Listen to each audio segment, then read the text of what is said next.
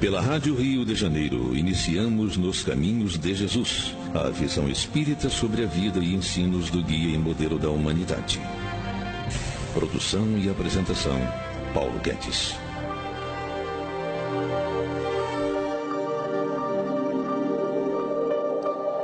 Olá, ouvintes. Estamos dando início ao programa Nos Caminhos de Jesus. Eu sou Paulo Guedes. Hoje estaremos falando sobre bem-aventurados que têm fome e sede de justiça. É mais uma passagem do Sermão do Monte que encontramos em Mateus, capítulo 5. E a gente vai procurar hoje entender realmente o significado dessa passagem, desse sermão que Jesus nos trouxe, né? A gente está fatiando ele, em cada semana a gente fala de um pedaço, de uma das bem-aventuranças, até que a gente consiga entender o corpo todo desse belo sermão. Vamos iniciar com o significado da palavra justiça. Analisando esse substantivo, que é dakaiosine, dentro do seu emprego secular, observamos que ele significava originalmente uma atribuição concedida por Zeus, um deus grego, né, aos homens, aos quais, diferentemente dos animais, fora conferida a capacidade de agir justamente a fim de poder viver em sociedade.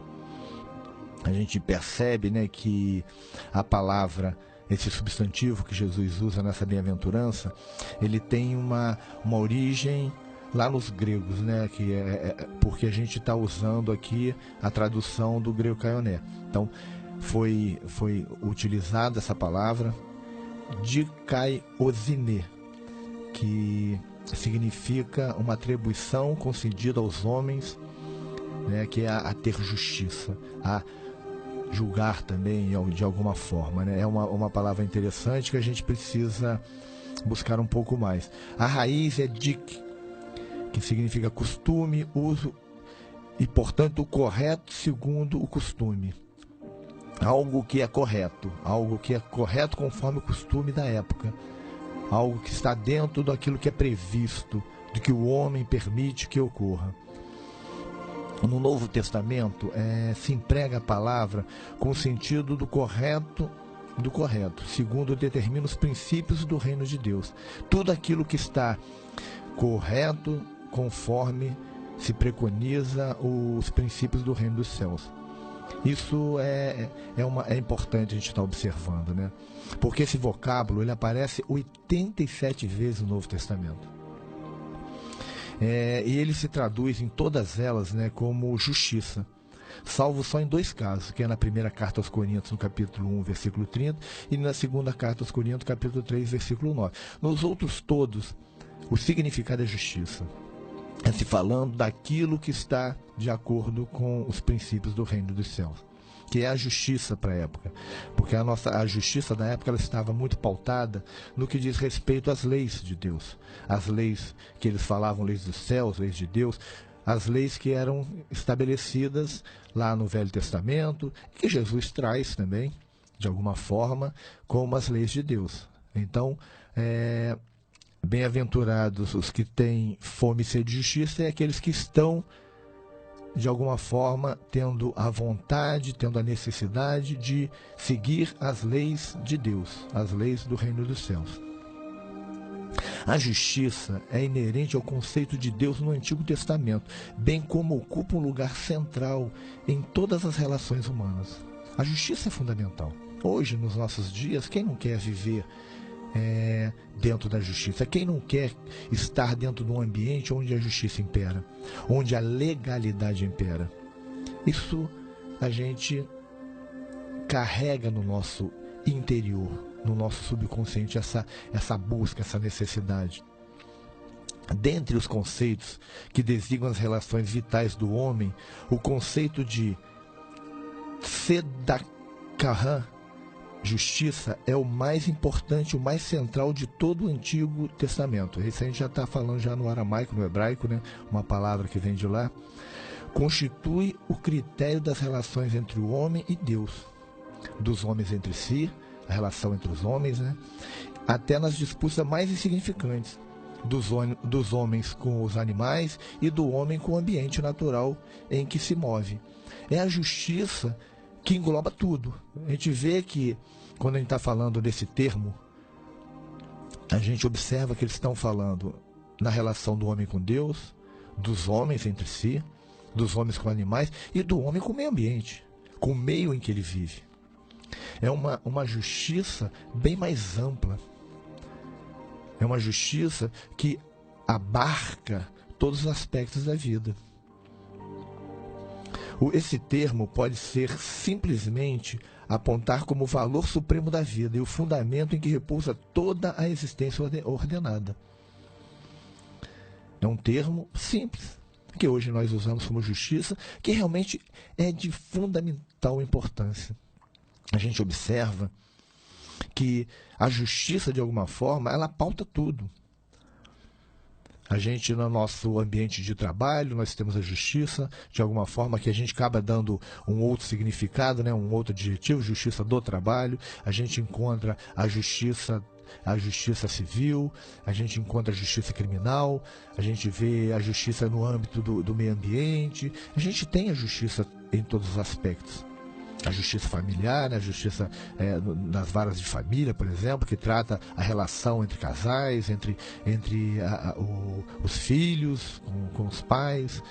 A justiça, ela norteia a nossa vida do que é certo e do que é errado, do que nos é permitido fazer. E Jesus, ele já traz isso lá no seu evangelho. A gente vê que esse termo ele foi usado 87 vezes no Novo Testamento. A gente observa como havia uma importância muito grande em se falar sobre justiça. Entre os gregos, a justiça consistia na conformidade com os costumes aceitos. A justiça, ela pautava os costumes, porque a gente sabe que existe a justiça divina, que ela está acima de tudo isso. Mas existe a justiça dos homens, que ela está pautada nos costumes, porque a gente observa no nosso mundo, em alguns países, determinadas atitudes não são aceitas e são penalizadas pela justiça. Em outros, devido aos costumes, já se tolera, já se aceita. Então, a justiça entre os gregos consistia na conformidade com os costumes aceitos, os costumes deles da época. Para os judeus, em essência, era conformar-se com os requerimentos da lei, tal como a interpretava a tradição judaica. Paulo fala isso em Gálatas, no capítulo 16 a 21. Os judeus já era dentro da sua tradição judaica. Os gregos dentro do seu costume, os judeus dentro dos costumes que estavam lá, principalmente pautados dentro do Velho Testamento. Mas para os seguidores do Cristo, a justiça tinha um sentido mais amplo, porque Jesus veio ampliar tudo. A gente vê para os cristãos, para essa comunidade nova que estava surgindo, a visão de justiça, o entendimento de justiça era mais amplo. Em vez de estabelecer sua própria justiça, os cristãos deviam submeter-se à justiça de Deus. Paulo fala isso em Romanos, no capítulo 10, versículo 3. Em vez de estabelecer a sua própria justiça, que é aquela justiça que é do meu interesse, que está muito baseada em costumes, no interesse pessoal, amplia-se para a justiça divina, a justiça de Deus, que é aquela justiça que abrange toda a humanidade, que abrange tudo que existe de relação na humanidade, que é a justiça perfeita, que não privilegia ninguém em detrimento de outro. É tudo correto. Essa é a justiça do cristianismo. Procurava a justiça que é pela fé de Cristo, a justiça que é de Deus pela fé. Fala Paulo isso em Filipenses capítulo 3, versículo 9. Procurava a justiça que é pela fé de Cristo, a justiça que é de Deus pela fé. É uma justiça que vai para os campos da divindade.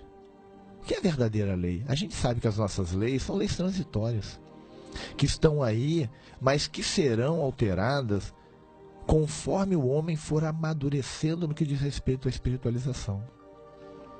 Vai chegar um momento que as leis de Deus vão ser as leis dos homens. Ainda não são. Ainda os costumes estão fazendo com que as leis sejam diferentes em vários pontos do mundo. Mas haverá o tempo, e isso a humanidade vem caminhando. Nós estamos buscando aí a regeneração, que já é um passo acima, onde começa a se equalizar mais as coisas. Quando nós avançarmos mais, ainda chegarmos à compreensão real das leis divinas, elas vão ser o código. Todas as leis serão sintetizadas. E a gente observa Jesus quando ele fala de amar a Deus sobre todas as coisas e o próximo como a si mesmo. Ali está toda a lei. Ali está toda a lei e os profetas, como ele disse. Porque ali se sintetiza tudo. Quem ama a Deus não prejudica o próximo. Quem ama o próximo não faz nada de errado. Se extirpa daí o egoísmo, o orgulho, de tudo isso. Então esse é o caminho. O caminho que vai nos levar ao pleno equilíbrio. A justiça é isso. A gente tem que entender essa justiça. Essa bem-aventurança, ela contém realmente uma pergunta e um desafio. A gente observa isso. Até que ponto queremos a justiça? Uma das perguntas. Se queres tanto como tem fome de comida e água ao que está desfalecido de sede.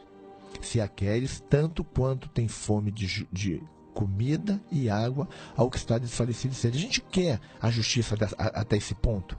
A gente está com essa grande necessidade, que quando a gente está sedento, quando a gente está faminto, a gente só foca nisso. A gente quer saciar essa necessidade. E a nossa necessidade de justiça chega a esse ponto. Até que ponto é nosso desejo de justiça? Até que ponto é esse nosso desejo? Até onde a gente podemos chegar com isso? É uma questão a ser reflexionada por todos nós. Qual é a nossa justiça? Até que ponto a gente quer a justiça realmente, ou a gente quer satisfazer as nossas necessidades do mundo? A gente quer realmente uma justiça pautada no que é das leis divinas, ou a gente quer uma justiça que nos favoreça diante do próximo? A gente tem que analisar isso. Estamos apresentando Nos Caminhos de Jesus, a vida e ensinos do guia e modelo da humanidade. Apresentação, Paulo Guedes.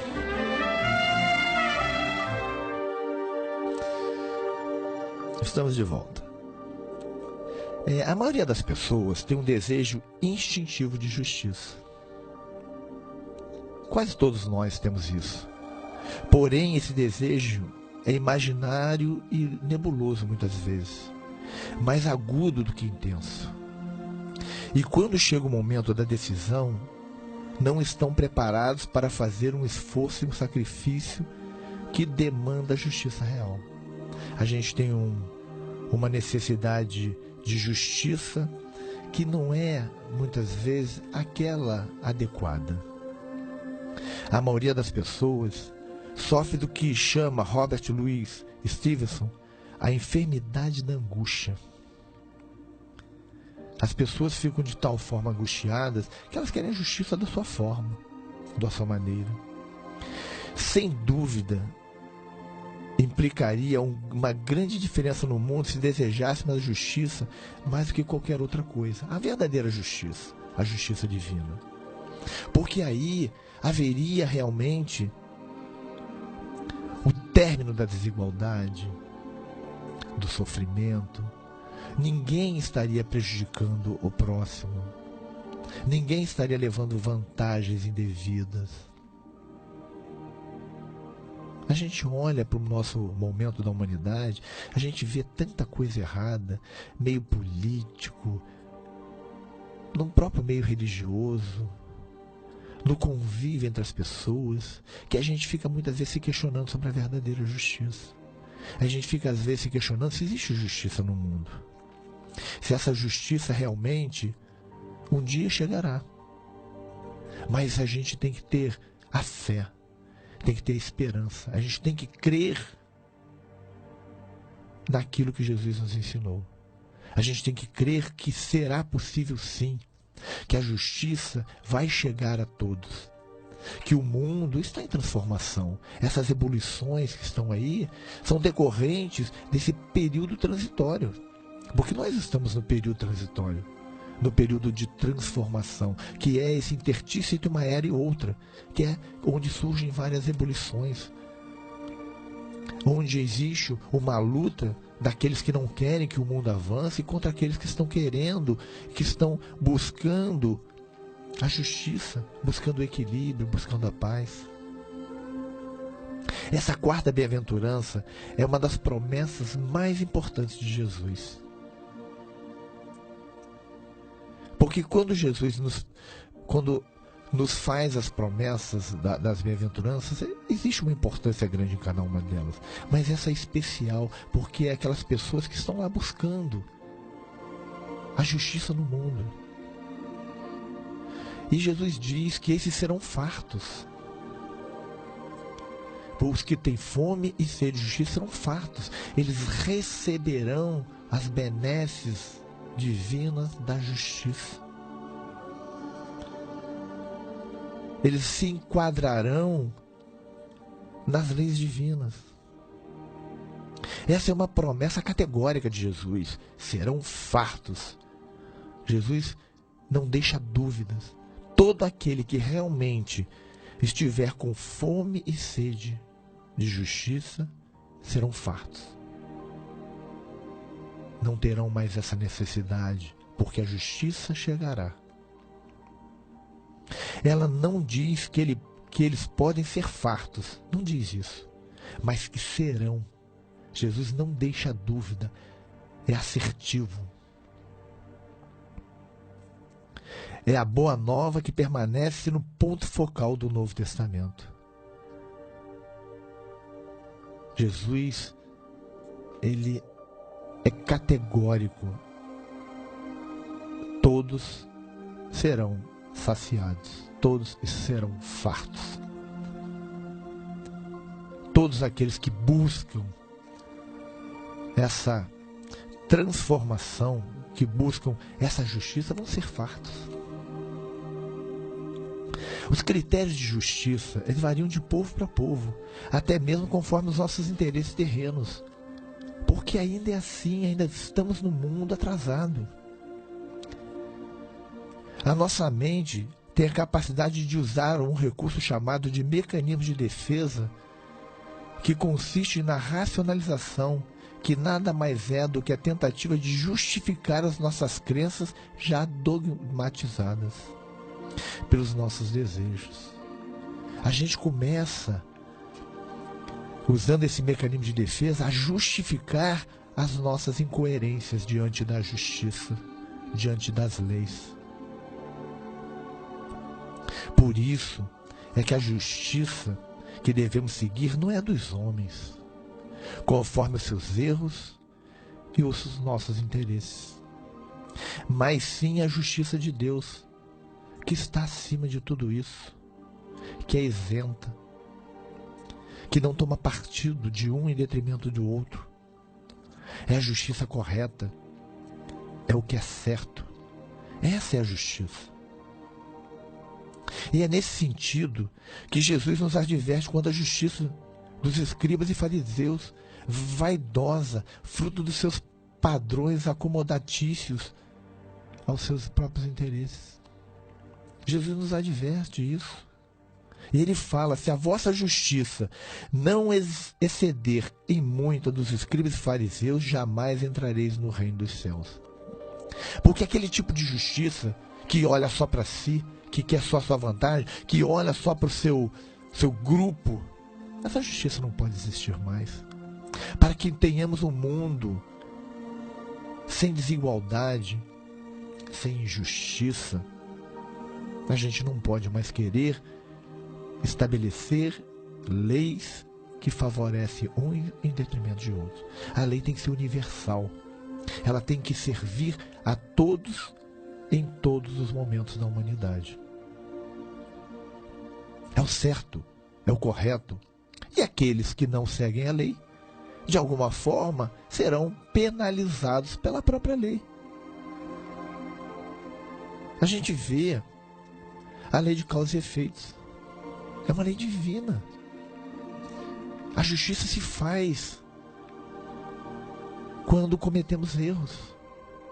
Não é que Deus nos puna, mas Ele usa dos mecanismos da lei para que passemos por determinadas situações a fim de aprendermos a não mais descumprir as leis. Somos nós que nos punimos. Quando seguimos a justiça de Deus, estamos amparados nos ensinamentos de Jesus, que são perfeitos, corretos. Os ensinamentos do Mestre são uma expressão perfeita do que Deus é e do que Ele deseja de nós. Quando a gente estuda o Evangelho de Jesus, a gente começa a compreender Deus cada vez mais e compreender o que Deus espera de nós, as suas criaturas. Deste modo, quando a gente realmente busca o entendimento e seguir o Evangelho de Jesus, estamos seguros nos nossos caminhos. Estamos nos protegendo de dores futuras. Porque dentro da lei, dentro da justiça, não vamos adquirir débitos. Certamente, uma das formas de nos preservarmos do caminho da justiça é nos educar, a contentarmos com o que temos, que é um dos grandes problemas que a gente encontra, é as pessoas estarem cobiçando o que não é deles. A gente não pode se fascinar pelo caminho aparentemente fácil, promissor da injustiça, porque as pessoas, elas vão buscando o que não lhes pertence, porque querem o bem-estar acima do que realmente precisam, querem o supérfluo, quando na realidade não é isso que importa. Melhor é pouco, havendo justiça, a gente encontra no Velho Testamento, do que grandes rendimentos com injustiça. No Provérbio 16, versículo 8.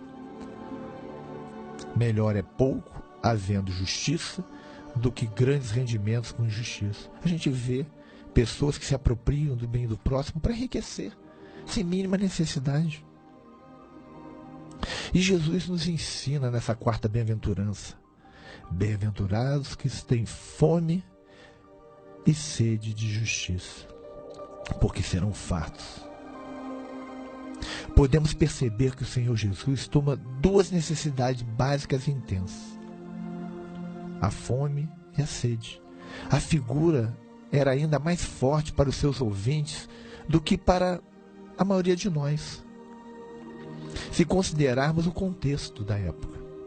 O Antigo Oriente, ensolarado, com secas constantes, tempestades de areia, a pobreza amplamente socializada, a falta de água e comida.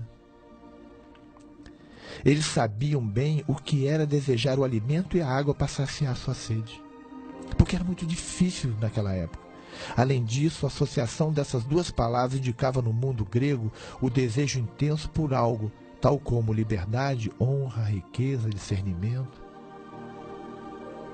Observem, hoje, para nós que estamos aqui em cidades, muitas vezes, com abastecimento de água, com alimento com um pouco mais de facilidade de encontrarmos, pode ser até que essa bem-aventurança, quando ele fala de sede e fome, não tem um significado muito grande para nós. Mas se nós contextualizarmos, levarmos essa bem-aventurança para a época de Jesus, onde existia seca, fome, no deserto, numa área muito árida, a gente vai compreender realmente o que é isso.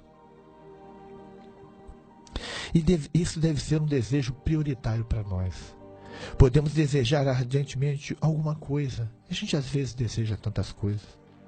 Todavia, mesmo que não tenhamos condições concretas para estabelecer com precisão a intensidade dos nossos desejos, é justo que perguntemos: até que ponto desejamos a justiça de Deus?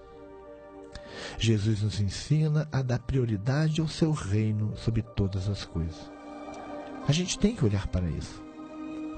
Até que ponto queremos? Será que nós já olhamos para essa quarta bem-aventurança e já nos enquadramos nela?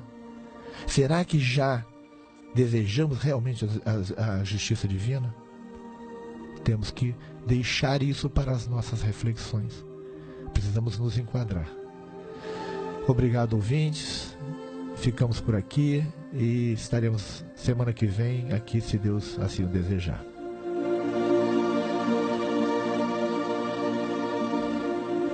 A Rádio Rio de Janeiro apresentou Nos Caminhos de Jesus, a visão espírita sobre o guia e modelo da humanidade. Produção e apresentação, Paulo Guedes.